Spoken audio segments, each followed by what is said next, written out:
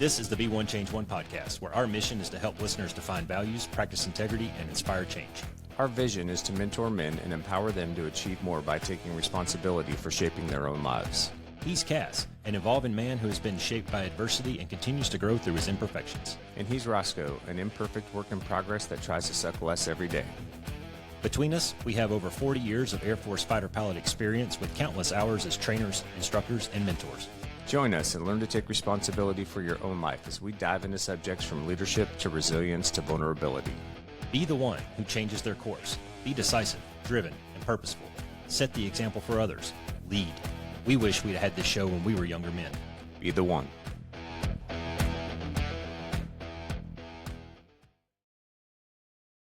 Hey, there we go. Did you do that one already? Good to go? Did you hit that one? Awesome. So we're a fucking 58 episodes in, Yeah. and I still have to remind you of that shit. I know, right? I'm not good for much, brother. At what point did you kick your kid's ass when you took him 58 times to clean their room? Oh, Yeah. They still don't clean their room, so I feel miserably.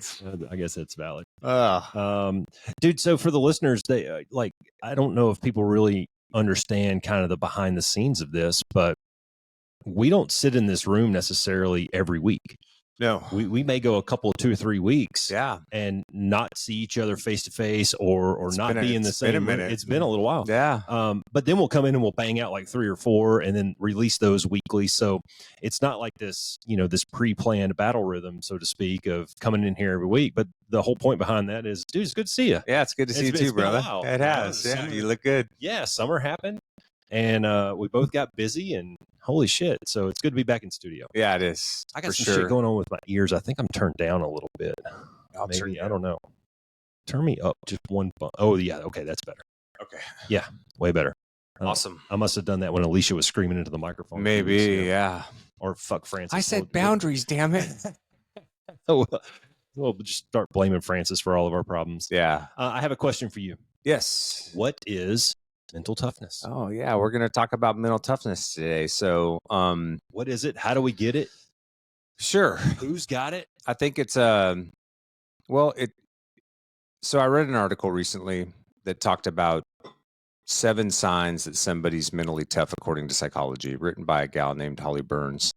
And so we're going to talk about that today because what I found was one, I think the thing that's important to stress to the listeners around mental toughness is these are all skills. These are all things that Yes. you can learn, right? Like this isn't science fiction. Yep. It's not people have it or people don't. These are all skills, like we've talked about so many times on Yeah. the podcast, that you can learn.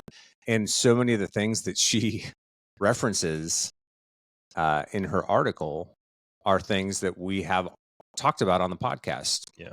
Resiliency, emotional intelligence, viewing challenges as opportunities, like things Yeah. like that. So she hits on 7 specific things. We can talk about them. But yeah, what I wanted to stress to the listeners is that, one, these are skills.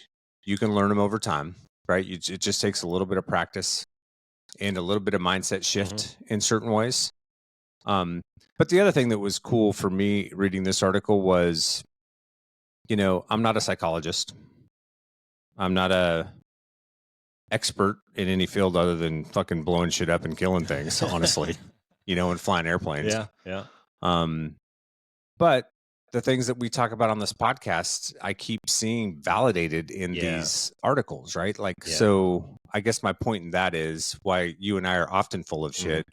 When we're on the podcast, the things that we're talking about, we're not full of shit. Maybe Like, we're not so full. yeah, of shit. some of this stuff actually works, you guys. So Yeah. try it, please. Yeah, I was. It can make a difference. I went down the list of the 7 things, and I kind of had the same thing jumped out to me. It's like, man, we've talked about.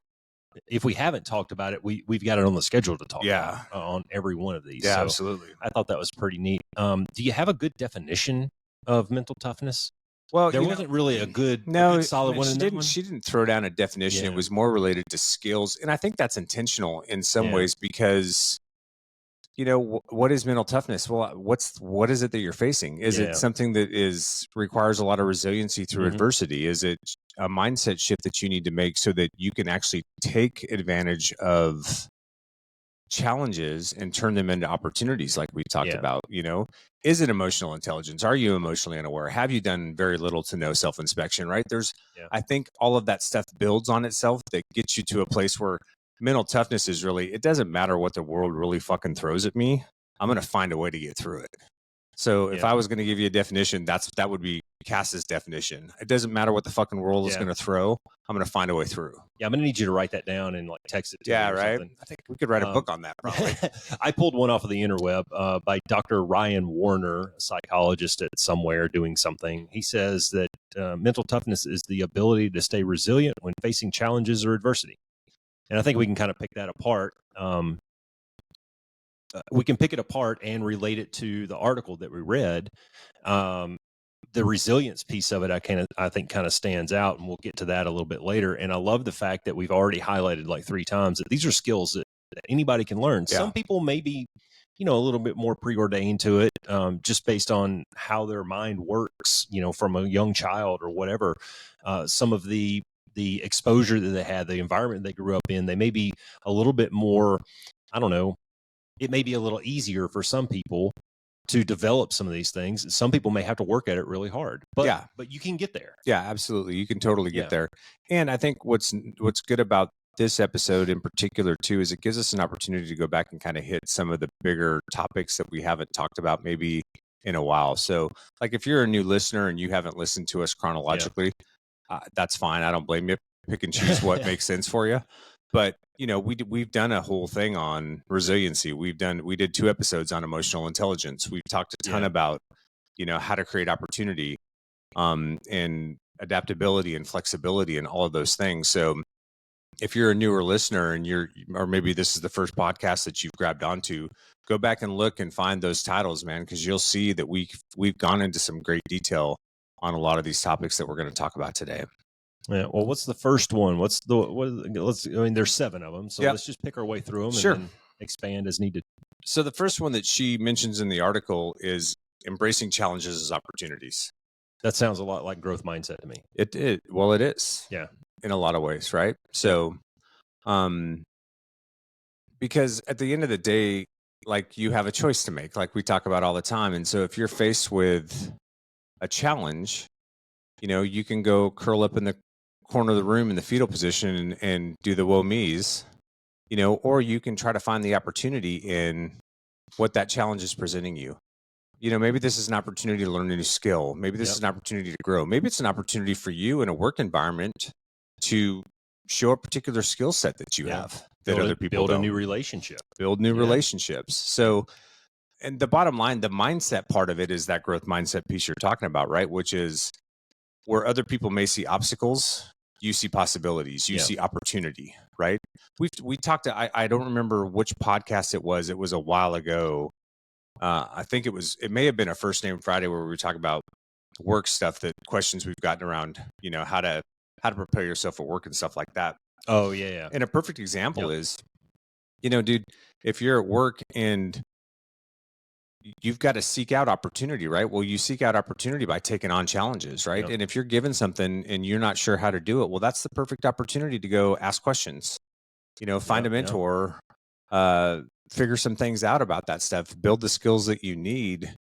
Because again, it's an opportunity for growth. And not to be concerned, because I think what happens so often is that people they see a big challenge in front of them and they get overwhelmed by a sense of, am I going to be able to accomplish this? And am I going to fail at this? Or maybe in the process, they have a setback and it puts them into a death spiral around failure, instead of just recognizing that, sometimes setbacks and failure are going to be part of that process, which we've talked about as well, right? Be process oriented, not focused on just the outcome. And that they also don't define, just because you fail at something doesn't define who you are, or your capacity for success. So making that mindset shift of seeing these things as possibilities and opportunities for growth is that mindset shift that's going to give you the opportunity to persist in the middle of that adversity.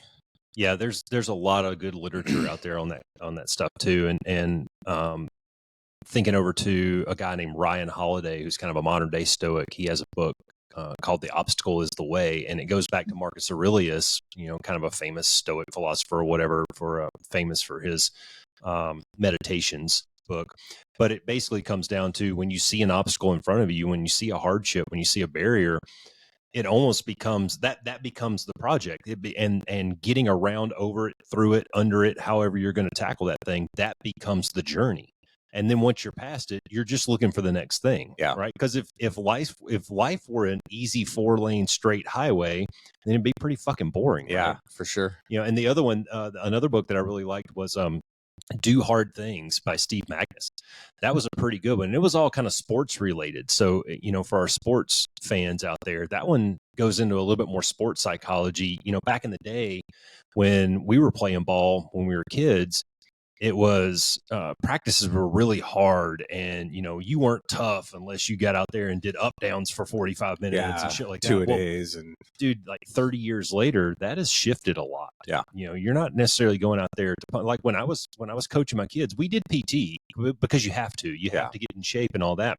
But we learned through doing drills, and we got in shape by running the no huddle offense and things like that. So I think just over time, things develop. And then sitting here with Doc John, having those conversations about fixed mindset and growth mindset, and who are the people who rose to the top in every situation. It was a kid that had to grind when he was young and figure out that hardship is the journey. Yeah. And you just get good at doing that stuff. And that really is mental toughness. Yeah, it is. And, especially for some of our younger listeners out there, I would just like to say, because when I coach people, especially younger people, sometimes they're really not happy with where they're at, jobs in particular sometimes, and they have an idea of where they want to go. They have a kind of an objective and a goal in mind. And I'm here to tell you, boys and girls, for that matter, that sometimes in life, you've got to do what you don't want to do to get to where you want to be. Like, that's just part of the fucking process. That's the hard work. Yeah. It's sometimes you're going to have times where you've just got to nug it out and do what you don't enjoy and what you don't want to do to get to where you want to be. That's just part of the process. So hang in there if you're in that situation right now. It will get better as you move through things. And just keep nugging away at whatever that goal is in front of you. Well, that's, and that was one of my mic is like cutting in and out. So I don't know. We'll have to figure it out. You sound good on my side, man. Okay. Well, in my ears, it's like going low and then whatever. Might be your headset. Could be. Anyways, we'll figure that out later. Going to the example that you were just talking about. A lot of people want, but they're not willing to do. And by that, what I mean is you have kind of a champagne, you have champagne ideas, but a beer work ethic. Yeah. And guys, it really, there's no way to get around it. Yeah. I mean, short of winning the lottery or an inheritance from, your dead uncle or something, you're just going to have to do the damn work, man. And college is a great example. If you want that diploma so that you can get a good job and pay your bills and have the freedom to do the shit that you want to do, you got to pay your dues for 4 or 5 years in college. Yeah. And get a degree that's going to pay the monies that provide you the financial freedom to do the things that you think you want to do. Yeah. And at the end of the day too, I think the bottom line is just don't shy away from complex situations, or maybe you're a young man and you don't know what you want to do and you're interested in a trade school, but it seems overwhelming because you don't know anything about that trade. Well, that's what that trade school's for. Go fucking try it, right? Like, challenge yourself, lean into those things, grow, learn, make yourself stronger, and you'll get opportunity from that, right? Dude, I can't tell you how many projects I've started in the last, 3 years, maybe, just because it looked like something fun to learn. Yeah. I'm going to travel overseas. Let me try to learn the language. Yeah, it's fucking hard. Well, right. I wanted to try my hand at writing something different. So I had to go in and study and learn. I mean, you put in the work so that you can have fun doing the project. Yeah. I mean, I don't know how people can get to this point in their brain. I think maybe it's probably the younger generation. I know we've talked about this on the show before, but it's almost like people expect something before they pay their dues, before they do the work. And it doesn't necessarily work like that. Yeah, it doesn't. You got to do the shit. Sometimes, some of it could be messaging that you've had in your life too. If the message that you've been given is that you're not good enough, you'll never be good enough, you're not capable, you're not smart enough, whatever, that can be difficult. That can lead you to have some anxiety and fear around, attempting things that take you outside of your comfort zone. But the bottom line is, like we talked about with, Man in the Arena is, dude, you got to get in the fucking arena. Yeah. And the only way to get in the arena is to get outside of your comfort zone. But dude, that's it. That's where all the things come together. That's where you learn about yourself. That's where you learn your capabilities. That's where you learn new skills. That's where you learn how to overcome adversity and challenges. And, and that's where you create opportunity for yourself. Well, and there's another side of that coin, and we'll get to this when we start talking about resiliency a little bit further down the line, but you're going to go out and we're encouraging you to try new shit, learn something new, try your hand at playing a musical instrument, try to sign up for a 5K, try something different to challenge yourself a little bit out of that comfort zone. I know I've said this before. I love this analogy. I don't even know where I got it anymore, but draw a circle on a piece of paper and write the word comfort in it. And everything you want out of life is outside of that circle. You get uncomfortable, go do some shit, right? The other side to all that is you might fail. You might not be able to do it. You might have a physical limitation or a financial limitation. You might run into a barrier that you right now can't overcome. We'll talk about that more when we get to resiliency, but just know that, when you expose yourself to the arena, when you expose yourself to that uncomfortable zone, I mean, it might suck. Yeah. Well, and it may not just be trying something new. It could be you're at work and there's a leadership opportunity, but you're afraid to step into it or put your name in the hat for it. Mm-hmm. Well, dude, challenge yourself. Go for it. Try it. It'll probably work out fine, right? And you'll probably learn a lot of stuff around the way, but look for opportunities to stretch yourself. Because I'm here to tell you, dude, like in my own personal experience, and I've shared this before on the podcast, this, I was working in politics. I didn't know if I was going to be any good at flying fast jets and being a fighter pilot, and going to pilot training. And the whole idea and concept behind that was a little nerve-wracking and anxiety-provoking and scary, and, you get to the squadron, you start flying, and it's a different environment. It's hot and sweaty, and dude sitting next to you yelling at you the entire time. It's hostile. It's intense. It can be hostile at times, Yeah. But, you find a battle rhythm that works, you nug it out, you start to build skills, you look for ways to improve yourself and improve your skill sets. And over time, it all starts to come together. Well, that's the key point, man. And as I was doing some reading off of the article that we're in, one of the things that kept popping up was remain positive. Yeah. All right. Try to remain positive about it and realize that you might fail. You might set your goal too audaciously. You might set it too far out there for your first try or your second try. You may have to dial that back just a little bit, and that's okay, man. That's, you made a good run at it. You came up short. Dial it back a little bit and get that win and then move on. Now, if you're dialing it back to the point where, like I say this about workout plans, if your workout plan has the words quick or easy in it, then dump the workout plan and get a new one. Yeah. Right. Because there's no such thing. Yeah. All right. So you want to try things that are going to push your boundaries a little bit, but at the same time, you gotta know your limits. Yeah. Expectation management. Absolutely. Yeah. All right. So embrace challenges as opportunities. You got anything else to add on that? We could probably talk an hour. Yeah, we could just do another episode on just that. Yeah. The next thing that she references is the power of emotional intelligence. So we just did not too long ago, 2 months ago, kind of a 2-part series on emotional intelligence, kind of broke it down a little bit for everybody. But power of EI. So effectively managing your emotions, maintaining composure under pressure, and skillfully managing complex social situations. That's kind of what she stresses there. Yep.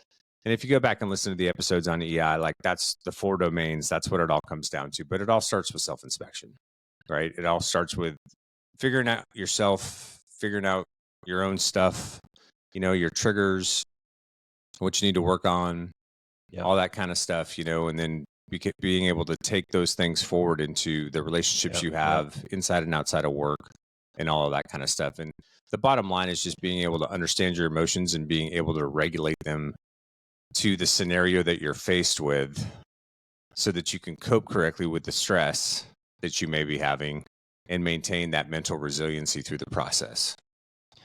Yeah, dude, I was looking up real quick to see if I could find the author's name here, but I read a book not too long ago, back around the first of the year, and the name of the book was Start, big red cover. I'll get the author's name in a minute. But there was one line in there that I underlined and highlighted, and he says, "You can't get to where you're going if you don't know where you are." Yeah. So you have to have a starting point first, and that comes down to the self-inspection piece of it, and you have to be honest about it too. You know, if you're I don't know, if you're trying to do a big vacation that's going to cost you 5 figures, but you don't have 5 figures worth of surplus income, then maybe don't sign up for that just yet, or change your habits, or pick up an odd job on the side or something. You're going to have to change something, right? Yeah. You got to know where you are, and you have to be honest about your starting point. Yeah, absolutely. And I think that's the hardest part about self-inspection is actually being honest with yourself. But I'm here to tell you, man, like, just for the listeners out there, like, we've gotten feedback from several people that listen to the podcast that have actually listened to the self-inspection stuff, tried doing self-inspection stuff, have, defined their personal value systems. And dude, it has been life altering for them in certain ways. Like, they're recognizing patterns in their lives and things about themselves that they never understood before. And not just that, but the impact that has had on their personal relationships. And, being able to shift in those areas and move away from some of those, the messaging that they had in their life, or those habits or patterns that they had fallen into that weren't really good for them, has made a huge impact in their life and in their relationships. So, but going back to EI for a second, like, here's the bottom line. This is why EI is so important. And again, it's just a skill, you guys, is if you can't self-regulate your emotions in tense situations, you're going to get overwhelmed by something. You're either going to get angry, right? You're going to get upset. That fear of failure is going to overwhelm you. Something's going to take over. Yep. And when those things take over, your ability to manage and maneuver, stay adaptable and flexible, and come out the other side resilient and better is greatly diminished. And that's the concept, and that's the push behind emotional intelligence. Well, let's take a couple of examples, right? There's an example of a guy who's maybe not as emotionally intelligent as the other guy, and they're presented with a challenge, and one of these people may lash out or blame the system, or otherwise not respond in a way that's going to help him solve that problem. Whereas the other guy, who has a little bit more emotional regularity, can maybe, I don't know, step back and take a 30,000 foot view of it and go, hey, what is the real problem here? Yeah. And I just had this talk with a young man the other day about embracing the suck.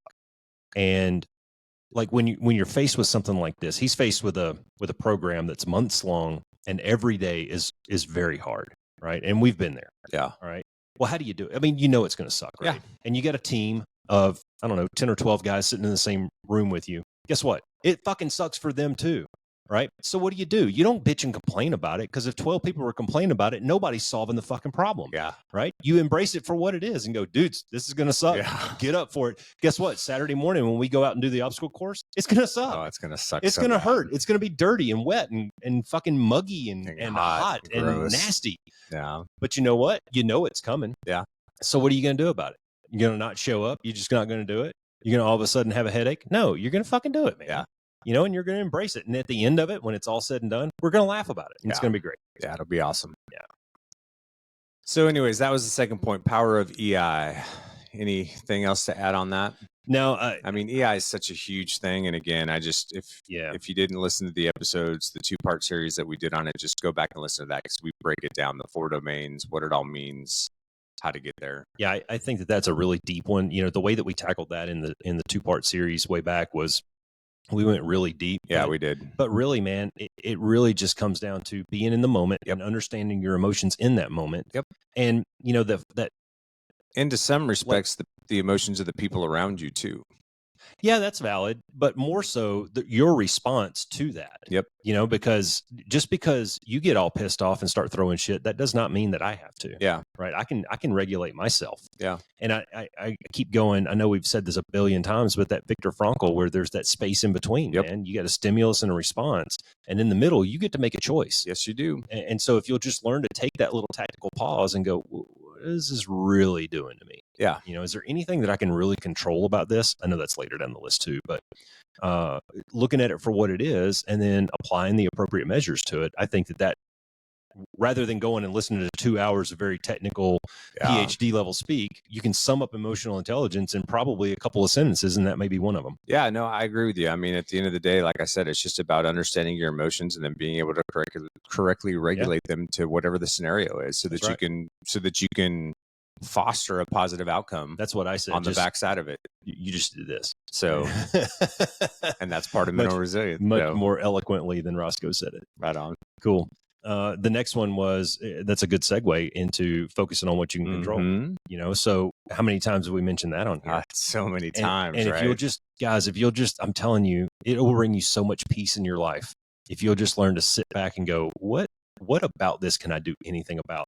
Most of the time, the answer is nothing. Yeah. And if you learn to just accept that and roll with it, you'll be a happier person. Oh, I guarantee so much happier, man, dude. I mean, and guess what?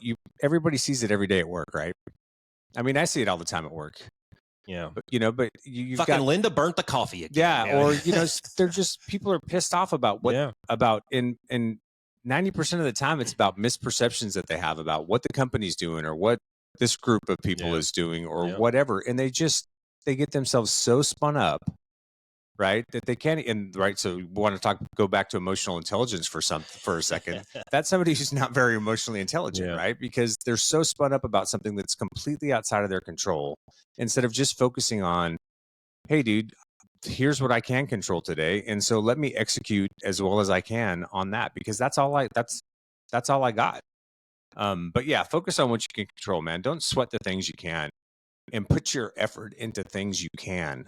Yeah. Right. Don't allow yourself to get hijacked by all the other shit that you can't control, to where now you're distracted, or your effort or your time or your focus is taken away from what you have in front of you, or what your goal is, or what you're striving to get towards.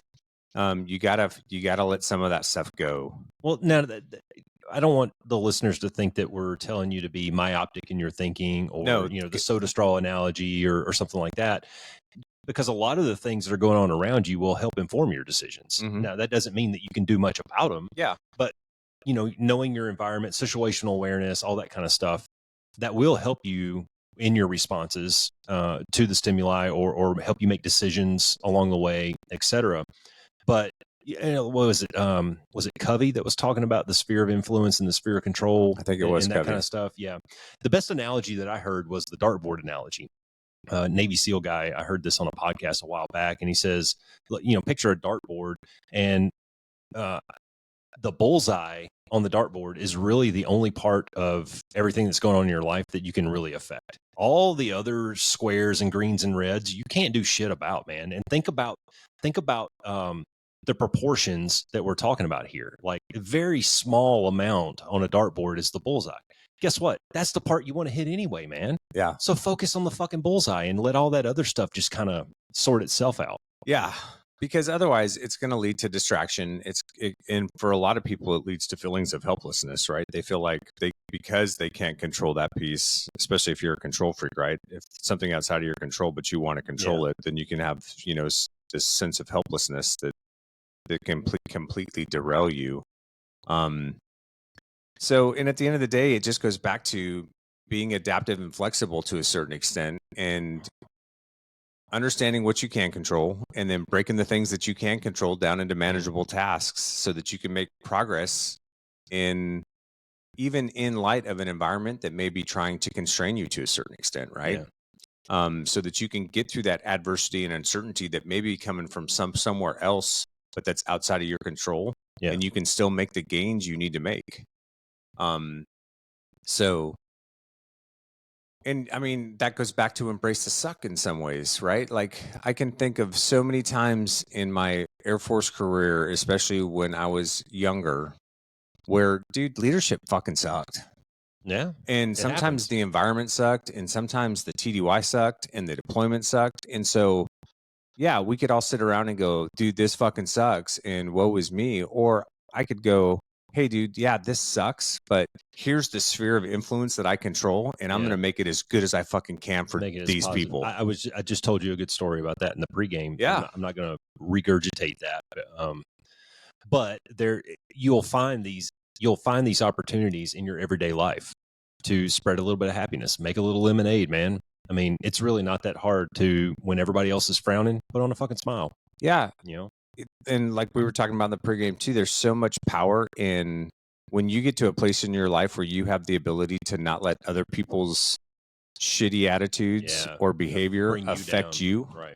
That's powerful, man. Yeah. Like you can do a lot of good work in that space. Yeah. So you're sitting all over there all fat, dumb, and happy. And that, there's that old saying about don't stoop down to their level, bring them up to yours. Yeah. And that, wrapping up a lot of the B1 Change One stuff is, we wanted to influence one person. And through the things that we talk about, we hope that we're having an impact on one person and helping that person have a different outlook on life. And guess what, man? That's leadership. Helping other people change and become better at whatever it is that they're trying to do. Yeah, and grow. You can affect that, man. And it's not just you and I sitting here with the microphones. Like anybody can do this stuff. Yeah. Yeah. Well, that's why we had bottom 3 for a while in one of the squadrons I was in. So for the listeners that weren't in the Air Force, and in every fighter squadron, you have a position called top 3, and it's usually a major or above that sits at the ops desk, and they're kind of in control of executing flying for that day. Well, for a while we had bottom 3, because things were so bad on the leadership side that there was like this, there was me and 2 other lieutenants, and we were like, dude, we're going to roll with this, and we're going to make things as good as we can for the punks. Take ownership. And, right. Just go with it. Yeah, so, we had the POCA, the Pissed Off Captains Association. Yeah. So there's the LPA, which is the Lieutenant Protection Agency. And then we had the POCA and then the top 3. And it seemed like all 3 were fighting at any given point, but yeah, it's good. Good times. By the way, speaking of fighting, this is totally fucking random. Here goes Roscoe. I don't know where this bingo ball came from, but I saw an ad for the new Gladiator movie. Oh, have you seen that? I saw a advertisement for it. I haven't actually seen the trailer yet. Yeah, I had no idea they were even making a new Gladiator. I heard that they were making one, but I need to watch the trailer. It's not Russell Crowe's fat ass. No, yeah, Jesus Christ, he's not in shape Would anymore. He'd be the Goodyear blimp overseeing the events. Anyways, fighting. I don't know how I got there. Right. Sorry. Good job. Squirrel. Oh, love it. Yeah. Okay. So yeah, focus on what you can control. The 4th thing she talks about is cultivate adaptability and flexibility. Yeah. Rigid flexibility is the key to air power, right? Yeah. Yeah. Flexibility is the key to air power, and indecision is the key to flexibility. Yeah. There you go. So we've talked about this a bunch on the podcast too, right? A ton. This is smart audibles. This is planning. This is goal setting. Planning, this is right? all kinds of stuff. So you may, and if you guys go back and listen to our goal planning podcast, one of the things that we talk about is setting, kind of manageable goals, kind of breaking it down into chunks, and so that things are achievable. You can get some wins. Yeah. Well, like you said, maybe it's a little too audacious. Maybe the timeline. Maybe you got sick. Maybe something happened along the way. You got injured, right? Well, you've got to have some flexibility and adaptability to maneuver and massage those things. If you're so rigid and you're so solely focused on there's only one path and there's only one way. If there was only one path and one way to get someplace, I would not have been a fighter pilot. Yeah. Yeah, likely.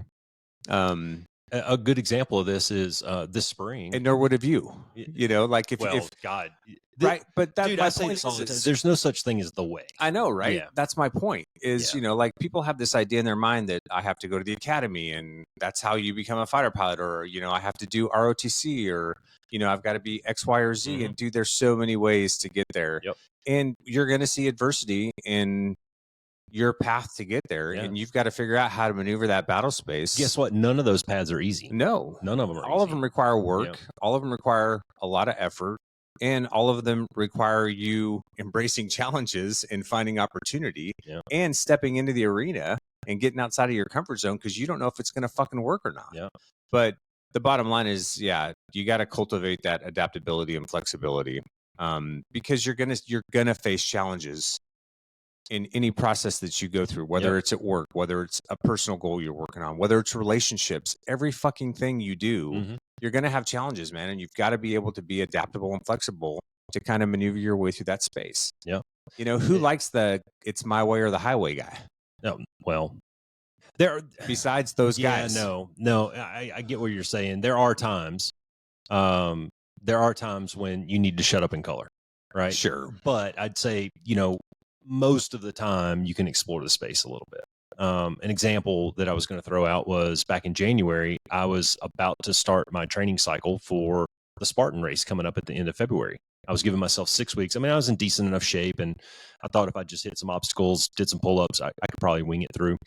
Fucking hurt my knee on a treadmill one day. Yeah. Pop, can't jog anymore. Well, did I get all pissy and deflate and all that and upset that I couldn't do a Spartan race? No.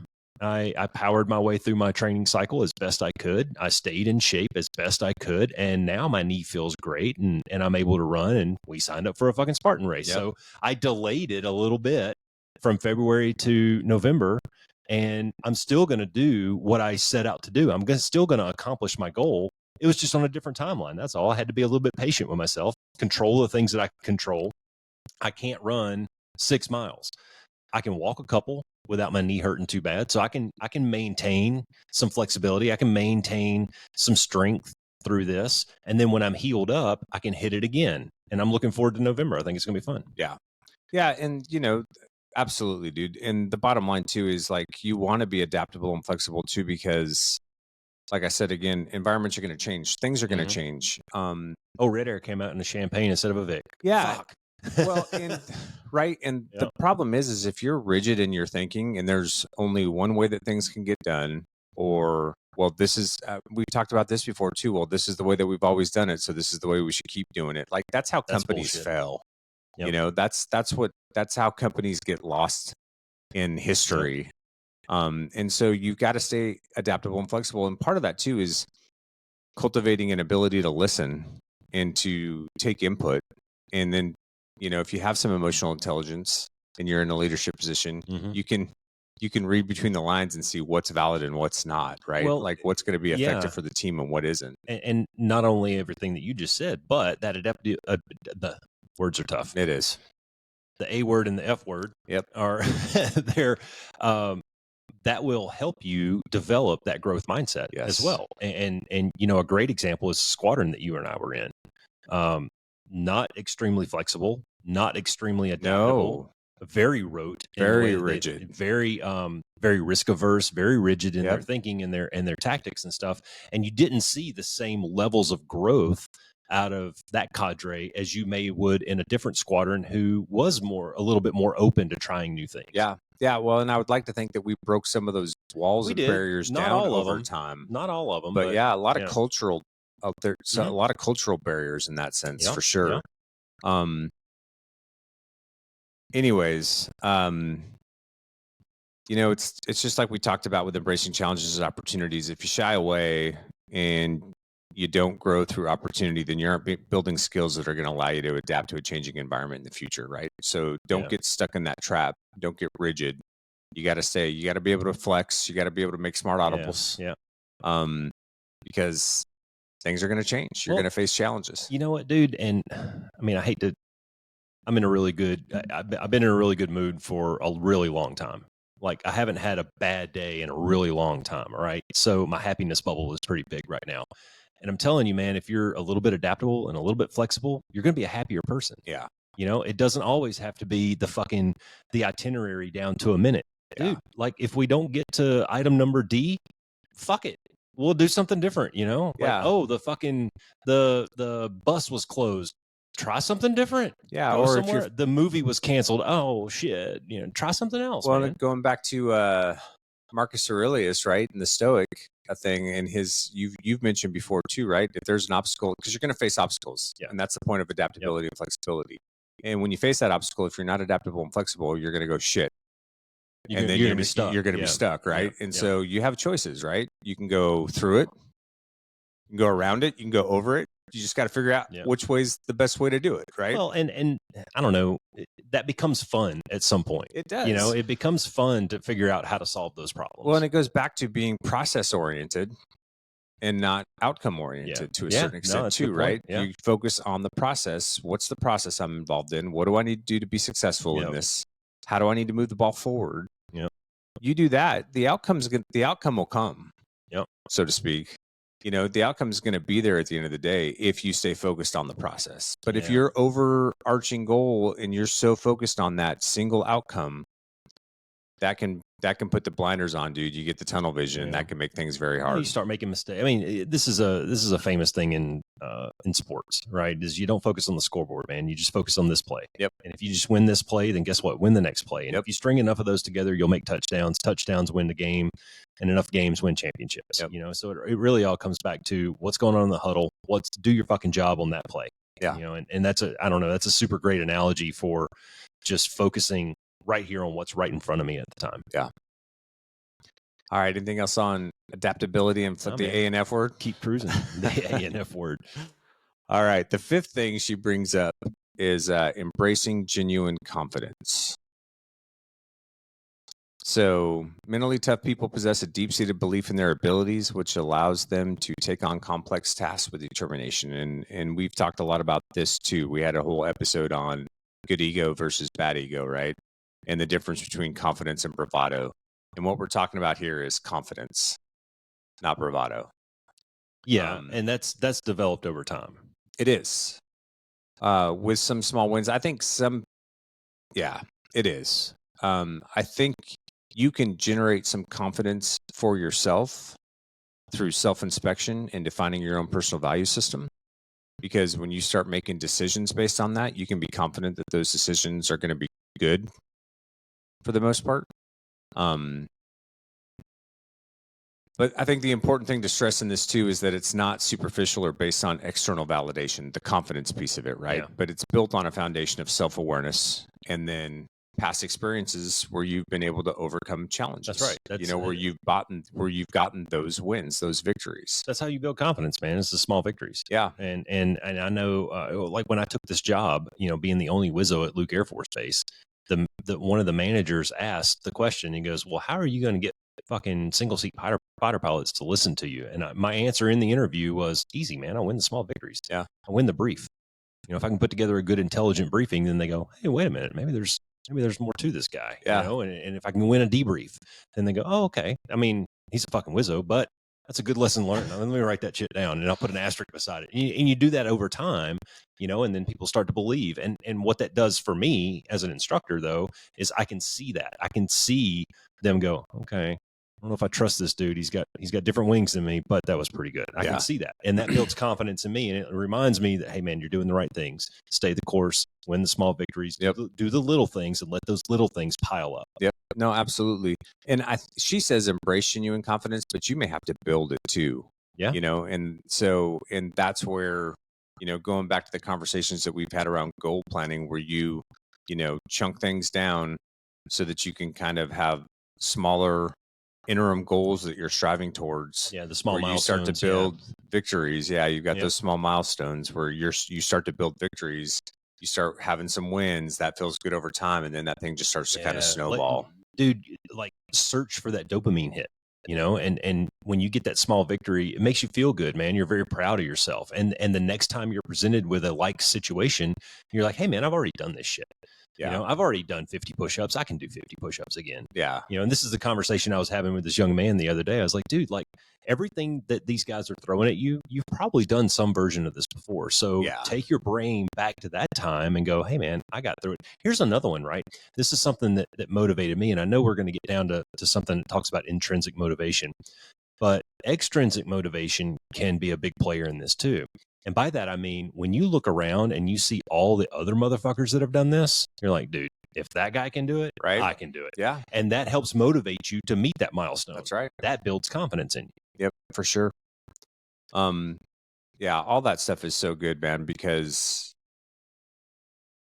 that's just how you do it, And again, it goes back to a lot of ways. It goes back to accepting challenges as opportunities and staying focused on the process Yeah. as well. Because like when we were going through pilot training or RTU or any upgrade weapon school, you're just focusing on the next ride. Yep. What's the next Do the evolution? best, Yep. perform to the highest level that you can on the next ride. You're not thinking about the next phase. Mm-mm. I'm not worried about what's coming up around the corner. I'm just trying to get through this ride today, right? And you're doing the best work that you can on that. So again, and then when you do well and you pass the ride, right? You start building those victories, and then you start, build some momentum. So Well, I love to have the construct too of long-term goals and short-term goals. yeah, And those things don't necessarily have to be the same. Now, your long-term goal is probably going to have short-term goals built into it via those milestones and whatnots. But having a few things out there, and one I can achieve in just a few days or a month or whatever, and then another one that may take me a year. I think that when you conquer the small goals, it helps motivate you a little bit more for the longer goal. You're like, wait a minute, man, okay, I can do this. I can balance things, and I need something else on the side. It'll help clear your brain a little bit. There's so many positive benefits of being able to timeshare and not focus on just one thing. Yep. Split some things up, take some breaks, work on something else for a little bit. yeah, couldn't agree more. Good shit, man. Yeah. The sixth trait she talks about, her skill, is building resilience in the face of adversity. And we had a whole episode, I want to say it was episode like 11 or 12, that was all on resiliency.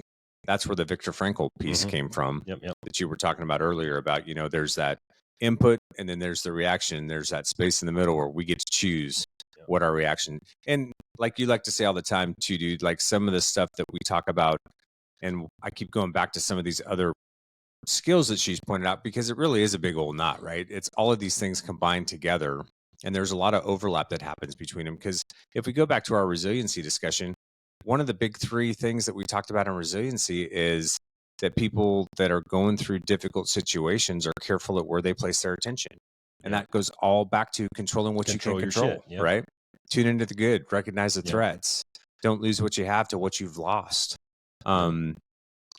Developing a sense of gratitude, even though you're going through a really difficult time.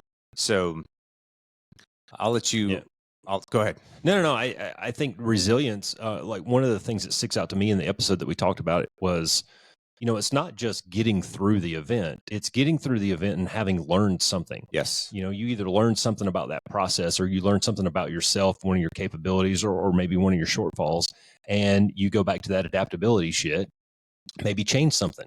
Yeah. Maybe that process that you selected wasn't the best, or maybe it just needs a little nugging here and there, or maybe you just weren't ready for that at that time, and gosh, we could probably go through so many examples of times that we tried something and it just didn't work out the way that we planned it.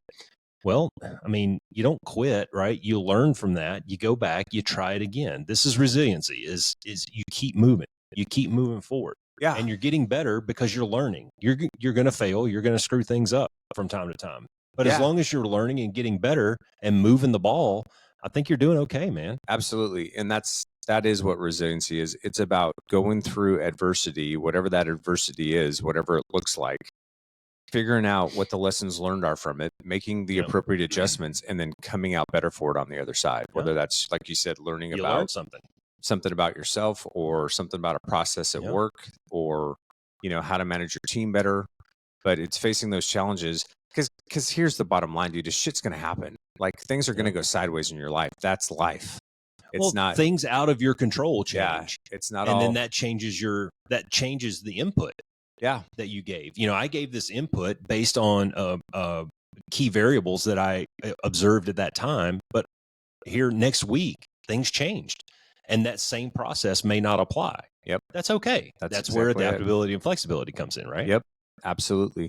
So yeah, and that's the mindset you want to approach those things with, right? So control what you can control, work your way through the challenges, see them as opportunity, and then adjust, remain adaptable and flexible, make some good choices, get the lessons learned from whatever it was, so that you don't find yourself, because like you always like to say, man, if you don't learn from the situation, guess what situation you're going to find yourself in about 12 months from now. And dude, that's true in work. That's true in relationship.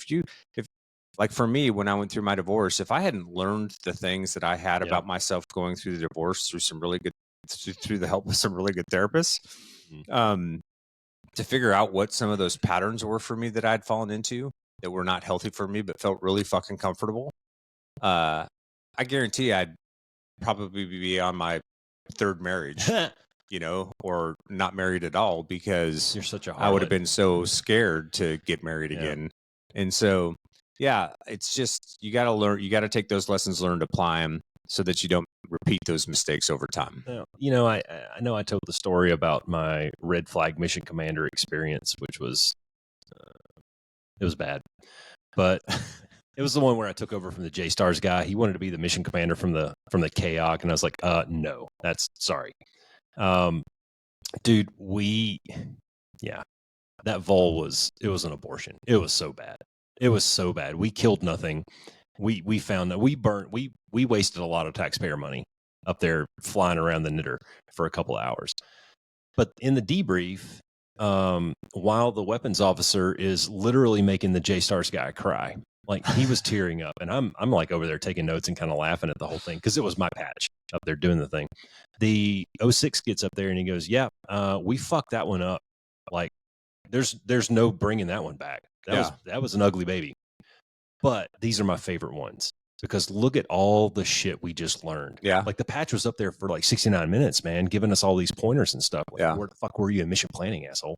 But holy crap, the lessons learned that came out of that. And you would hope that the next time we're faced with a scenario like that we apply those lessons learned. And we still may not win, but we may do better than we did the first time. That's right. And that's kind of the key, right? Yeah, well, and that goes back to what we always stress on the podcast too, which is don't be afraid of failure. Failure is one of our best teachers, butthurt right? That you didn't make the goal. Yeah, you get your best lessons learned most of the time in life when you have a fail. Yeah. That's where you learn the most. That's where you get the best takeaways, the best lessons learned to apply to life so that you don't make that fucking mistake and fail that hard again. Yeah. So no, I was having a discussion with a dude at work just a couple of days ago. There was something that a big contract piece that we screwed up, and I'm like, dude, we fucked it up. It's like, what do you want us to do? I mean, there's nothing we can do about it right now. We're going to learn from it, and we're going to hopefully not make that same mistake twice. You know, it is what it is, and we're going to live with it for a little while, and then we're going to move on. Yeah, and that's great ownership and accountability too. When you can go, I fucked that away. That was my bad. Yeah, that's the importance of the debrief too, man. And not only a process or a goal, but to yourself. You know, every day before I turn out the lights in my room to go to bed, I ask myself, did I move the ball today? Yeah. Sometimes the answer is no. You know, sometimes I could have done better. Yeah. Some days I take a lazy day. I ate ice cream at least once a day, every day on my vacation. On your trip? Yeah. I called you the other day. I was like, I am a disgusting fat body. Yeah. I ate ice cream every freaking day, but I was also walking like 10 miles a day. Sure. So I didn't feel that bad. Yeah. No worries. Anyways, the last one is demonstrating unwavering commitment. And this is the one that I circled something in here that I had a little bit of an issue with. What she's trying to say, I think, is don't have a plan B. Like, you have to go in it with both feet, right? And we're talking about mental toughness. So we're bringing it back to all these things are pointing towards what makes a person mentally tough or mentally resilient and how you get through this. You have to fully commit to this. You can't go into it going, well, I mean, I'll try it. No, dude. It's I will do this. And I had this great discussion in a book. I can't remember if it's in No New Lessons or Work Hard, Don't Suck, but it was the difference between saying I can't, I can, and I will. Yeah. Those are three very different statements, right? Yes, I can't. If you say I can't, dude, you already given up. Right. Yeah. If you say I'll try, you're already fucked because you've left the door open to failure, right? Or to quitting, rather. Yeah. If you say I can, well, I mean, that's not the most positive statement that you can give. Sure, you can, but you've still left yourself just a little bit of doubt in there and going, well, if I don't, it might be okay. Or maybe this was outside of but if you go into something saying I will, and what's the number one thing that the tier 1 guys say or the fighter pilots say when you go to training? Like, you don't have a plan B. It is single seat cockpit or bust. Like, I'm either going to be a fucking intel, I'm going to be the chow hall officer, or I'm going to be in that fucking F-16. Yeah. Right. There's no plan B here. And I think you have to go into these things with that kind of mentality. Does that mean you're always going to win? No, it doesn't. But you have to have that mindset going in that I'm going to conquer this. Yeah. Now you're going to get blindsided by something. Red Air's going to show you a picture. They're going to come out in the 20-ship bowling ball down the middle of the lane. Sure. That you necessarily didn't plan for, and they're going to fuck your world up, right? That's okay. But you have to go into it knowing. What were we saying just not too long ago, man, about when you stick your nose into a fight at 500 miles an hour with no reverse option? You have to know that you have your shit together. Yeah, you better have it squared away. Yeah, that's right. Yeah. Yeah, and so 2 things on that, right? So, yeah, no plan B, I agree. That doesn't mean you're not adaptable and flexible with plan A, right? 100%. So 100%. all of the things that we talked about already in the podcast still apply to the execution of plan A. Yes. But even more than that, I think what she's getting at too is that if you want to have unwavering commitment to the task at hand, that has to be an intrinsic motivation for you. It has to come from you. It can't be externally motivated. And we've talked about this on the podcast too, right? I can think about just with Ryan when we were talking about fitness with him, right? The people that succeed the most are the ones who have that intrinsic motivation to go, I'm going to push myself today. I'm going to make myself do this, even though I don't want to today, right? It's not an external factor that's driving that decision, because you can have external motivation, but it's not going to last, right? At some point, it's going to catch up with you, and you're going to start to falter and waver. But if it's intrinsic, if it comes from a core belief in you, especially one that's aligned with your value system, dude, you're unstoppable. Yeah. And it's funny that you brought that up, man, because that was the part that I circled that I had a little bit of a problem with. I think that there are times that you're going to have to rely on some extrinsic motivation. Absolutely. Because you're going to have down days. Yeah. Now, overall, grand overall, screen, right? Though, yeah. Yes. You have to want to become this person. You have to want to do that task. You have to be invested in this process. But you're going to have times along the way, along that road, where you're going to have to rely on somebody to kick you in the ass to get you up out of bed. Or, I told you my example about there are days where I'll sit there and stare at my shoes for 30 fucking minutes, man. And I don't really want to go out in PT right now. I don't want to go. And I'll get up, and one of my hacks is to go to YouTube and pull up CrossFit videos. Yeah. And within about 10 minutes, man, I'm like, okay, fine, I'll go. So I think that when I didn't like the way that she worded, she's not wrong, but I didn't like the way that she worded that. I wish she would have left the door open to bring in that extrinsic, that outside influence as needed to keep you going. No, I agree with that. I think that there are some times where external motivation helps, but I think at the end of the day, if you don't have a clear purpose and that motivation isn't intrinsic to something that you value and want and are trying to achieve yourself, it's not a goal that you set, it's going to be hard to stay committed to that. It's going to be more 100%. Difficult to stay committed to that path than if you're relying completely on, 100%. The praise that you're going to get when you get this, or the external, whatever other external motivators you may have around it. That's not going to keep you, that's not going to sustain you for the long haul. Well, and a great example of that is parents that want to see their kids succeed at youth sports. Well, if it's not the kid's dream, then it's your dream. And that kid is never going to perform to the level that you want him to perform to, because it's not his. Like, he wants to go home and play video games, man. And he just wants a trophy and a fucking chocolate chip cookie at the end of the season, man. Yeah. He's out here for the team, or he's out here because his buddy signed up and he just wants to hang out with his buddy, and if it's not him that wants to get up at 6 o'clock on a Saturday morning and go run 5 miles, but it's you waking him up, he's never going to be invested in that. Yeah. Or it's like, the conversation that I can remember you had with Doc John about the difference between maybe a guy who's just got some natural gifts for aviation and, has always done well, has always been that guy, does really well through pilot training, gets to RTU where it's a little different. Yeah. It's not just flying an airplane anymore, but it's, the flying is an extension of the tactic you're executing. And, you've got that guy who all of a sudden starts to struggle. And the goal of being really good at this isn't intrinsic to him. Yeah. Versus the kid, just did well in pilot training. He just did well. Spot. Yeah. And got a fighter, right? Versus the kid who has clawed and fought through busted check rides and, granddaddy was a fighter pilot. Yeah. And it's super intrinsic to him. And those are the guys that end up after RTU having more success in the aircraft than the other guys. So I think that's kind of what she's getting at. Yeah. It's more of that like you were saying, that overarching long haul. Well, And everything that she's mentioned in this article, all 7 things, they tie together in that big knot too. You know, and so you that discussion that you were just having, you can go all the way back up to where we were talking about growth mindset and being flexible and adapting to your environment. The kid who's never been challenged, the kid who's never had to work really hard at something in his life, it's going to be very difficult for him to turn that corner versus a kid who, you know, maybe he was a C student in high school and he had to work really hard to get his grades up so that he could get into that college and maintain that through ROTC. And that's a great point too, because the whole point of this discussion is don't shy away from adversity. Yeah. Try new shit, right? Right? Like, because guess what those things teach you, right? The kid who's struggled his whole life and has had to fight and claw through things, he's learned how to overcome that adversity in his life. He sees that obstacle and he goes, oh, I got this. Those resiliency skills that we're talking about to a certain extent to get him through and past the obstacle to get on to the next event. You know, where somebody who's skated their whole life, they face that adversity for the first time and they're like, what the fuck do I do now? Well, it's Hangman in fucking Top Gun, right? Hangman in Top Gun, he's met with a fucking... He got an ego check. He had a roadblock in front of him, and he kind of didn't. He pouted.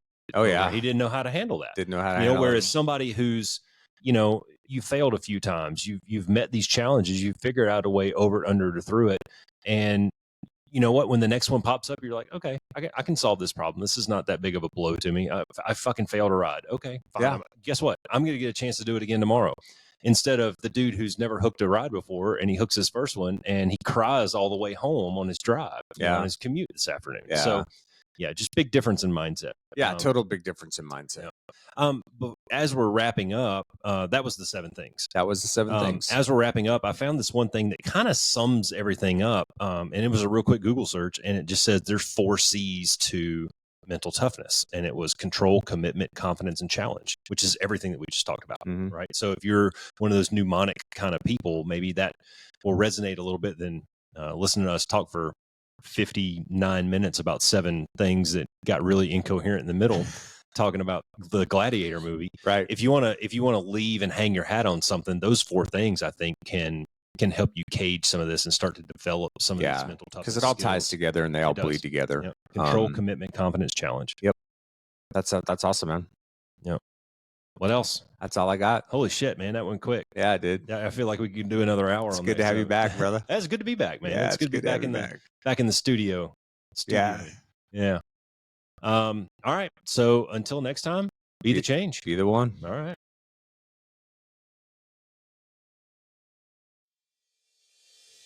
Thanks for flying with the Be One Change One podcast. If you got something out of this show, then be the one and share it in your circles of influence. You can be our wingman through our website at www.be1change1.com. That's B and the number 1, change and the number 1.com. We invite you to be the one and join our fighter squadron on social media at Be1Change1 on Facebook, YouTube, and Twitter. You can follow us at Paul Roscoe White on Facebook, Instagram, and LinkedIn, as well as Roscoe's website, www.paulroscoewhite.com. You can email us from the website and please leave comments, share, and ask questions, or leave ideas of things you would like to discuss on future podcasts. Most importantly, be the one that helps us win the algorithm by leaving a review on whatever platform you're listening on. Thanks for joining. Until next time, be the one.